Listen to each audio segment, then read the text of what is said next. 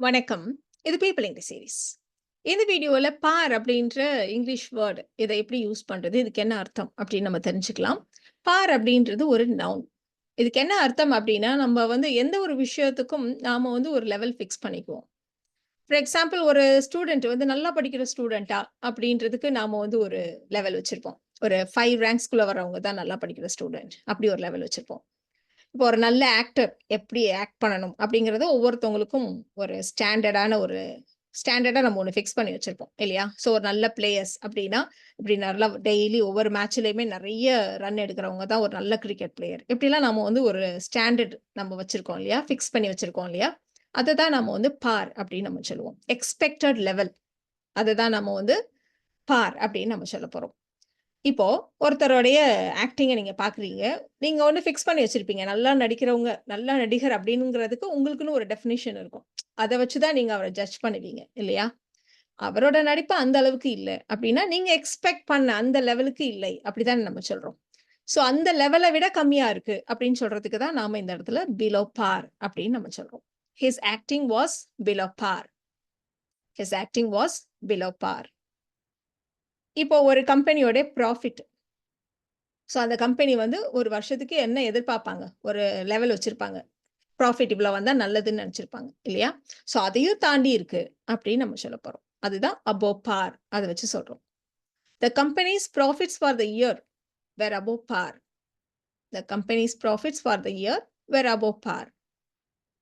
இப்ப நம்ம பிலோ பார் சொன்னோம், அபோவ் பார்ன்னு சொன்னோம். இப்ப ஈக்குவலா இருக்கு அப்படின்னா, இப்ப நம்ம ஆன் பார் அப்படின்னு வச்சு சொல்லுவோம். ஆன்ன்ற ப்ரப்போசிஷன் வச்சு சொல்லுவோம். இப்போ ஒரு காம்படிஷன் நடக்குது. ஒருத்தவங்க எஸ்ஸே எதுவும் சப்மிட் பண்றாங்க அப்படின்னா, அந்த ஸ்டூடெண்ட்டோடைய எஸ்ஸே எதிர்பார்த்த குவாலிட்டிக்கு இணையா இருந்துச்சு அப்படின்னு சொல்லப் போறோம். "The students essay was on par with the quality expected." So நம்ம என்ன லெவல் ஃபிக்ஸ் பண்ணி வச்சிருந்தோமோ, அந்த லெவல்ல இருந்துச்சு அப்படின்னு சொல்றதுக்கு தான் on par. "The students essay was on par with the quality expected." இப்போ இது இல்லாம, நம்ம எனர்ஜி லெவல் கூட நம்ம சொல்லுவோம். ஸோ நமக்குன்னு வழக்கமான ஒரு எனர்ஜி லெவல் இருக்கும். ஸோ அந்த மாரி இல்லாம நாமளே சில சமயங்கள்ல டல்லா ஃபீல் பண்ணுவோம். இல்லையா? ஸோ நான் இன்னைக்கு வழக்கத்த விட கொஞ்சம் டல்லா ஃபீல் பண்றேன். ஸோ வழக்கத்த விட கம்மியா, below par. I feel slightly below par today. I feel slightly below par today. இப்போ இதே வேற ஒருத்தவங்க சொல்றப்ப, "அப்படியா? அப்படின்னா நீ வேணா லீவ் எடுத்துக்கோயேன்."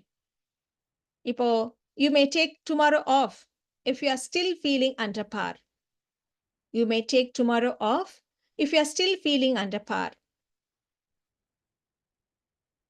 இப்போ நாம ஆல்ரெடி சொன்ன அதே மாதிரியான ஒரு எக்ஸாம்பிள் தான் இப்ப எடுத்துட்டு இருக்கோம். இப்ப ஃபர்ஸ்ட் எக்ஸாம்பிள் பார்த்தீங்களான்னா, அவருடைய பெர்ஃபார்மன்ஸ் கம்மியா இருந்துச்சு அப்படின்னு சொல்றதுக்கு, ஹிஸ் பெர்ஃபார்மன்ஸ் வாஸ் பிலோ பார் அப்படின்னு நம்ம சொன்னோம்.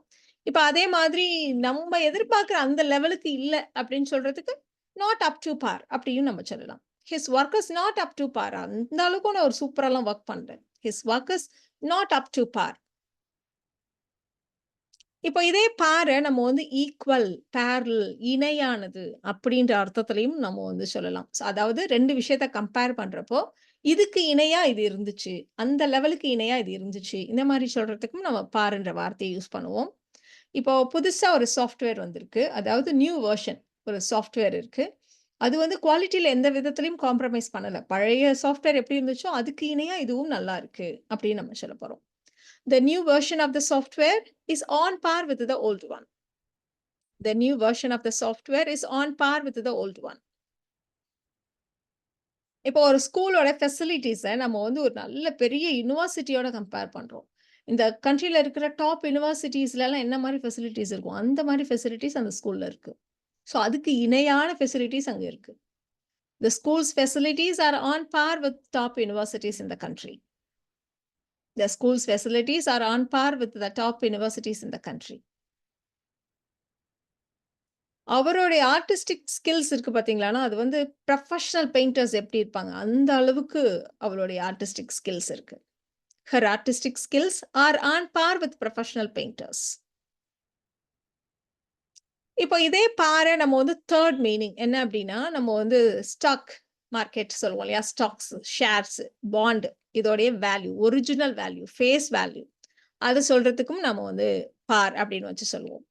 இப்போ ஷேரு, பாண்ட் எல்லாம் பார்த்தீங்களான்னா, இனிஷியலா வாங்குறப்போ ஒரு பிரைஸ் இருக்கும் இல்லையா? Face value. அத தாண்டி ஜாஸ்தியாவும் ஆகலாம், குறையவும் செய்யலாம் இல்லையா? ஸோ அந்த ஒரிஜினல் வேல்யூவ தான் நம்ம வந்து பார் அப்படின்னு நம்ம சொல்லுவோம். இப்போ ஒரிஜினல் மதிப்பிலேயே பத்திரம் வழங்கப்பட்டது. அந்த பாண்டோடைய ஃபேஸ் வேல்யூ என்னவோ, அதே வேல்யூலயே அத இஷ்யூ பண்றாங்க. The bond was issued at par value. The bond was issued at par value. Stocks வந்து ஆக்சுவலா இருக்கிற லெவல விட, அதோட மார்க்கெட் வேல்யூவ விட கம்மியான விலையில வர்த்தகம் செய்யப்படுகிறது அப்படின்னு நம்ம சொல்லப் போறோம். So the stock was trading below par. Actual face வேல்யூவ விட கம்மியான வேல்யூ அப்படின்னு சொல்றதுக்கு தான் நம்ம இந்த இடத்துல பிலோ பார்ன்னு சொல்றோம். The stock was trading below par. So இந்த வீடியோல நாம பார் அப்படின்ற நவுன் நம்ம எப்படியெல்லாம் யூஸ் பண்ணலாம் அப்படின்றத தெரிஞ்சுக்கிட்டோம். இந்த வீடியோ உங்களுக்கு யூஸ்ஃபுல்லா இருக்கும்னு நினைக்கிறேன். Thank you so much.